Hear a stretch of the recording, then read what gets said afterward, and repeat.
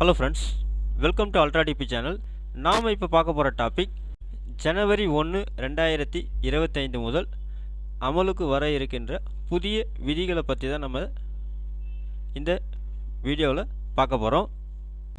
நாம் வீடியோவை பார்க்குறதுக்கு முன்னாடி நீங்கள் இது வரைக்கும் நம்ம சேனலை சப்ஸ்கிரைப் பண்ணலைன்னா மறக்காமல் சப்ஸ்கிரைப் பண்ணிங்க. கூடவே பக்கத்தில் இருக்கக்கூடிய பெல் ஐக்கானை கிளிக் பண்ணி ஆல் அப்படின்ற ஆப்ஷனை செலக்ட் பண்ணிங்க. அப்போ தான் நம்ம சேனலில் போஸ்ட் பண்ணுற எல்லா வீடியோஸினுடைய நோட்டிஃபிகேஷன் உங்களுக்கு உடனே கிடைக்கும்.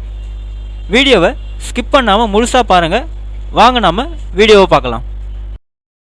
அதாவது இன்னும் சில நாட்களில் புத்தாண்டு பிறக்க இருக்கிறது.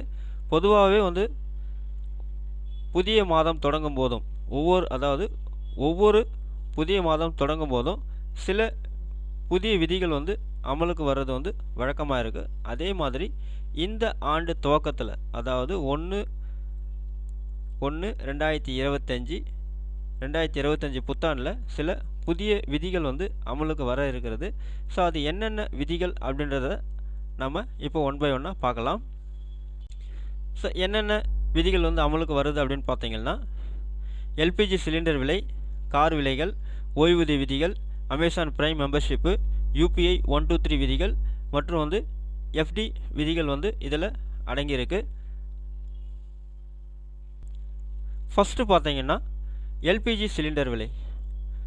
அதாவது ஒவ்வொரு மாதமும் முதல் தேதியில் எண்ணெய் சந்தைப்படுத்தும் நிறுவனங்கள் எல்பிஜி விலையை மதிப்பாய்வு செய்வாங்க. மதிப்பாய்வு செய்யும்போது கடந்த சில மாதங்களாக வீட்டு உபயோக சிலிண்டர்களின், அதாவது 15.2 கிலோ இருக்கக்கூடிய வீட்டு உபயோக சிலிண்டர்களின் விலையில் எந்த ஒரு மாற்றமும் செய்யாமல் இருந்தாங்க. அதே நேரத்தில் வர்த்தக சிலிண்டர்கள் விலை தொடர்ந்து உயர்ந்துக்கிட்டே வந்துட்டு இருக்குது.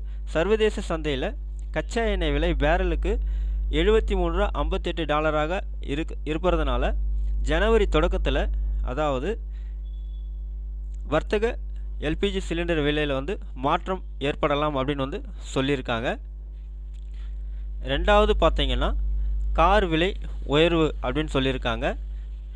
புதிய ஆண்டில் கார் வாங்குவதற்கு அதிக பணம் செலவழிக்க வேண்டி வரலாம் அப்படின்னு சொல்லியிருக்காங்க. அதாவது ஜனவரி 1, 2025 முதல் Maruti Suzuki, Hyundai, Mahindra, Honda, Mercedes Benz, Audi மற்றும் BMW போன்ற முக்கிய ஆட்டோமொபைல் நிறுவனங்கள் வாகனங்களின் விலையை 3% வரை உயர்த்த வாய்ப்பு இருக்கத்தான் சொல்லியிருக்காங்க. இதுக்கு என்ன காரணம் அப்படின்னா, உற்பத்தி செலவு அதிகரிப்பது தான் இதற்கு காரணம் அப்படின்னு அந்தந்த நிறுவனங்கள் தெரிவிச்சிருக்காங்க. ஆகையினால கார் வாங்க திட்டமிட்டு இருக்கிறவங்க இனி அதற்காக அதிகம் செலவழிக்க வேண்டியிருக்கும் அப்படின்னு சொல்லியிருக்காங்க. சப்போ ஆண்டினுடைய தொடக்கத்தில் கார் விலையிலே பார்த்தீங்கன்னா மாற்றம் ஏதாவது இருக்கலாம் அப்படின்னு சொல்லியிருக்காங்க. மூணாவதாக பார்த்தீங்கன்னா இபிஎஃப், அதாவது பிஎஃப் பென்ஷன் வித்ட்ராவில் புதிய மாற்றங்கள் கொண்டு வர இருக்காங்க. அந்த வகையில் பணியாளர் வருங்கால வைப்பு நிதி இபிஎஃப் ஓய்வூதியம் திரும்ப பெறுவதற்கான விதிகள் பார்த்திங்கன்னா ரொம்ப எளிமையாக இருக்கத்தான் சொல்லியிருக்காங்க. இப்போது ஓய்வூதியம் பெறுவோர் தங்கள் ஓய்வூதியத்தை நாட்டில் உள்ள எந்த வங்கியிலிருந்தும் பெற்றுக்கொள்ள முடியும் அப்படின்னு சொல்லியிருக்காங்க. இதற்காக அவர்களுக்கு கூடுதல் சரிபார்ப்பு எதுவும் தேவை இருக்காது அப்படின்னு சொல்லியிருக்காங்க. ஸோ அதனால் இந்த வசதி ஓய்வுதாரர்களுக்கு பெரும் நிவாரணத்தை அளிக்கணும்னு சொல்லியிருக்காங்க. அப்போது இபிஎஃப்லேயும் பார்த்திங்கன்னா ஓய்வூதியம் எடுக்கிறதுக்கு எந்த வங்கியிலேருந்து ஓய்வூதியத்தை நீங்கள் எடுக்கிறதுக்கு இந்த விதியை அமலுக்கு கொண்டு வர இருக்காங்க. நாலாவது பார்த்தீங்கன்னா அமேசான் பிரைம் மெம்பர்ஷிப்பில் சில விதிகள் மாற்றம் கொண்டு வந்திருக்காங்க. அது என்ன அப்படின்னா, அமேசான் பிரைம் மெம்பர்ஷிப் விதிகளில் 1 ஜனவரி 2025 முதல் நடைமுறைக்கு வருது அப்படின்னு சொல்லியிருக்காங்க.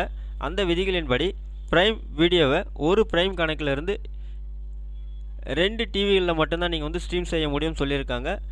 அதாவது 3வது டிவிக்கு நீங்கள் ஸ்ட்ரீம் பண்ணணும் வீடியோவை அப்படின்னு ஸ்ட்ரீம் பண்ணி பார்க்கணும் அப்படின்னாக்கா நீங்கள் கூடுதலாக சந்தா எடுக்கணும் அப்படின்னு சொல்லியிருக்காங்க. இதுக்கு முன்னாடி அதாவது ஒரு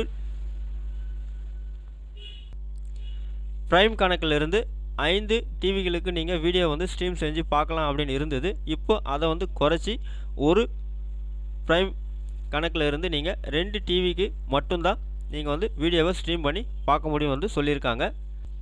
ஐந்தாவதாக பார்த்தீங்கன்னா நிலையான வைப்பு நிதி அதாவது ஃபிக்ஸட் டெபாசிட் ரூலில் வந்து சில மாற்றங்கள் கொண்டு வந்திருக்காங்க. அதன்படி என்பிஎஃப்சிக்கள் மற்றும் ஹெச்எஃப்சிக்களுக்கான நிலையான வைப்பு தொடர்பான விதிகளை ஆர்பிஐ வந்து மாற்றிருக்க சொல்லியிருக்காங்க. புதிய விதிகள் ஜனவரி 1, 2025 முதல் அமலுக்கு வரணும்னு சொல்லியிருக்காங்க.